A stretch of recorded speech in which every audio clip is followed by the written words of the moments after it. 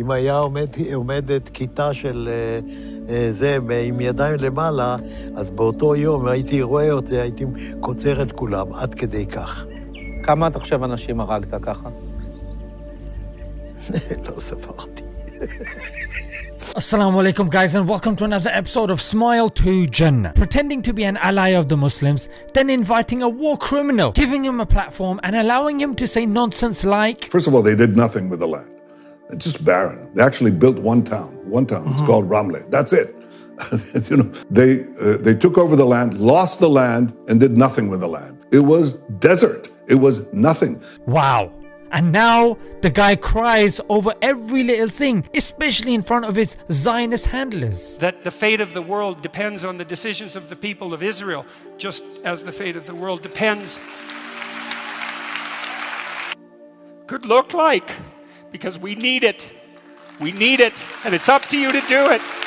And if it's not that, he's getting triggered in the comment section with people that are challenging him on his hypocrisy. All I can say is his handlers have done him a great disservice.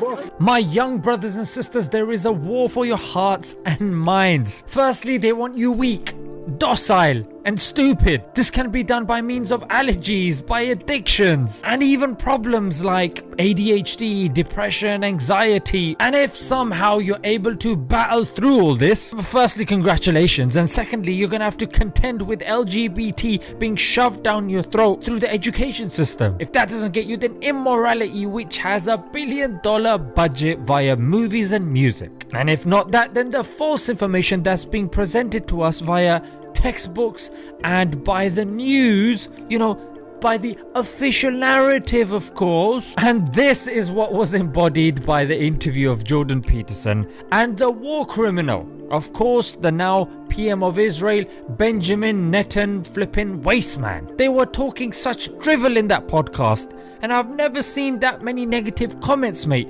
It's like these Zionists aren't even trying anymore, either because they think that we're idiots or that they've become lazy. And they do not become lazy. So JP made it clear who he was targeting, of course, the youth. Often young people who are more prone to give credence and sympathy, say, to the Palestinian viewpoint. And the logic that he didn't push back on, which is basically saying, the Arabs weren't really there, to be honest. So he's wiped us out, mate, yeah? Decades, in this case, centuries later, I come back to this barren mess, this ruin, and I build it up back.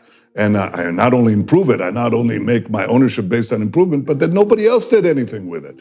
There was no someone else. That's like inviting a builder over who does up your house and then says, "This is mine now, mate." Yeah, I did this, mate.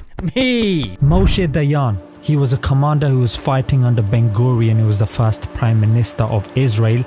In the 1948 war, he goes, there is not a single place where Jews settled where Arabs were not before. Yeah, let me give you 4 examples. Mahlul, which was a Palestinian Arab place, became Nahlal. Jibta became Kibbutz Guat.